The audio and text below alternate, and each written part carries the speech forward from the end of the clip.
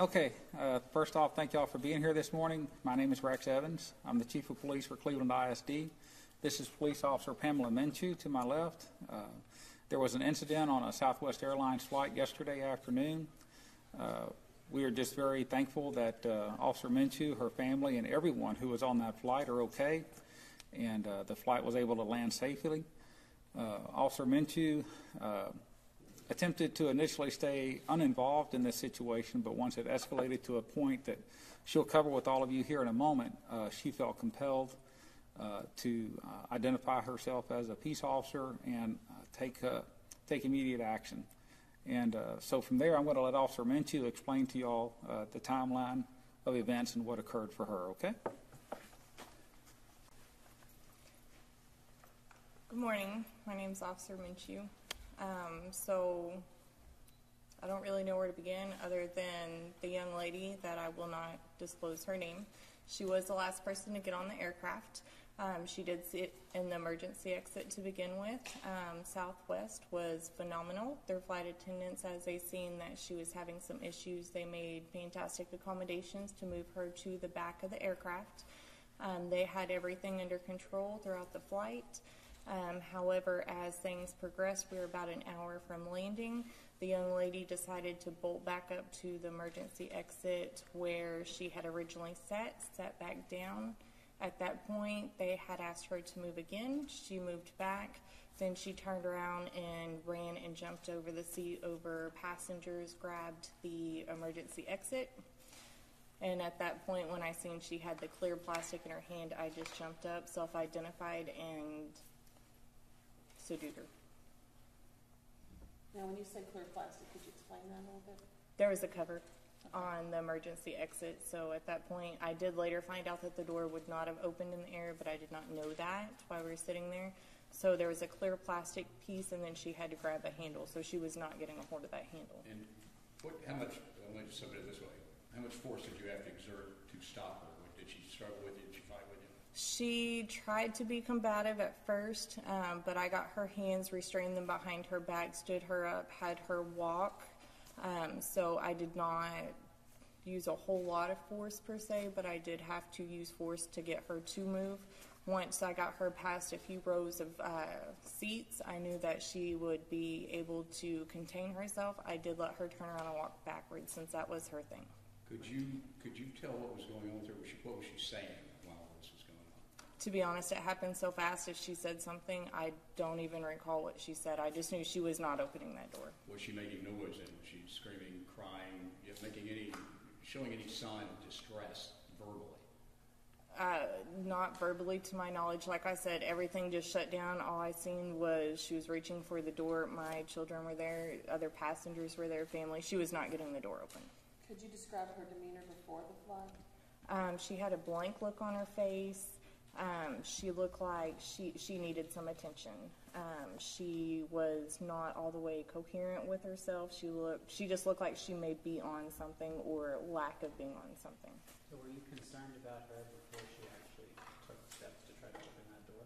I was aware of what she was doing, but when I say Southwest, the flight attendants were on point. Their training was phenomenal. They had everything taken care of, so there was no point. I was just being a mom at that point. There was no point in me intervening, but I watched everything. What kind of prior to you having the restraint earlier in the flight, what did you notice? When did they have to move? What kind of issues was she having? As soon as the seatbelt light came off, she got up and started walking back and forth throughout the plane, down the aisle, but she would walk backwards. I later found out that apparently she was passing notes to other passengers saying that she needed help. She was asking for money. None of that was to my knowledge. Once again, I was being mom. There was no need. They had it under control. How far away were you from her? How far away were you seated from her lounge? Well, originally the emergency exit was right there. Me and my children were 2 seats back. But then whenever they moved her to the back of the plane, she was at the back, I was in the middle. I did take both my children to go to the bathroom at one point, and she was being very combative with the flight attendant. She did not want to listen to what they were saying. She wanted to be argumentative. Never once did they get out of line. They accommodated her. They gave her water. So they had it under control. There was no need for me to be involved. Where were you seated on the plane? How far away were you from her and the door? I was sitting in the middle of the airplane, 2 seats back from the emergency exit. How were your children reacting to this before you took action and then after? Before, whenever she came up, at first they were a little nervous. After everything went down, they were terrified. Yesterday, as a matter of fact, I know multiple people wanted to talk to them or talk to me. I had my children with me, so at this point, it's no one's concerned what my children look like or who they are. So I actually went out a different way yesterday.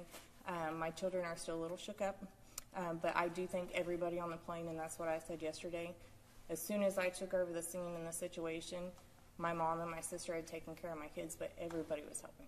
Everybody was fantastic.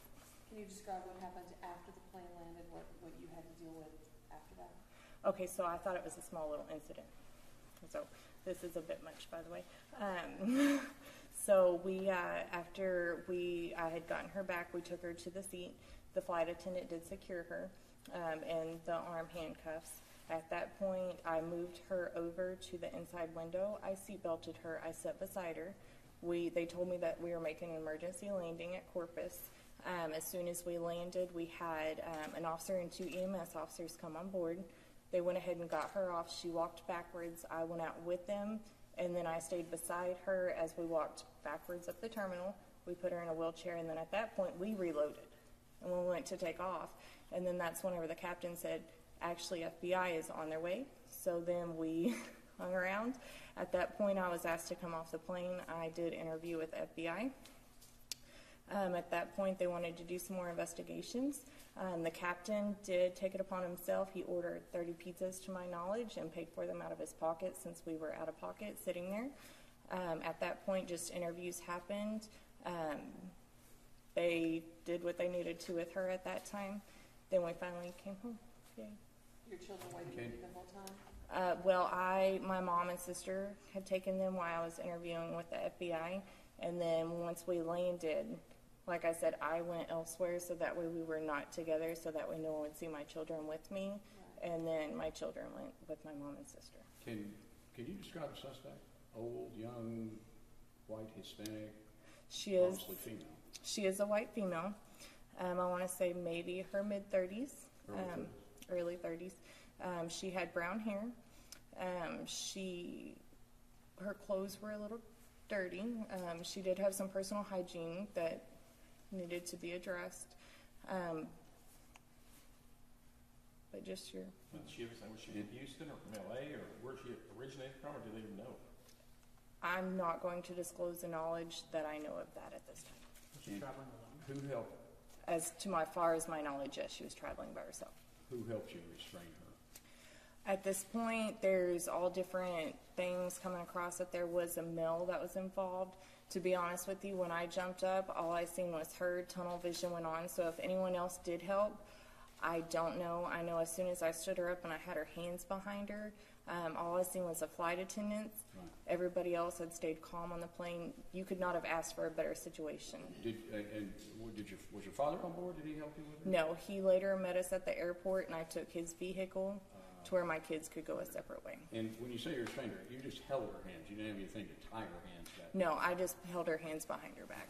Was she saying anything to you, after you restrained her until you landed?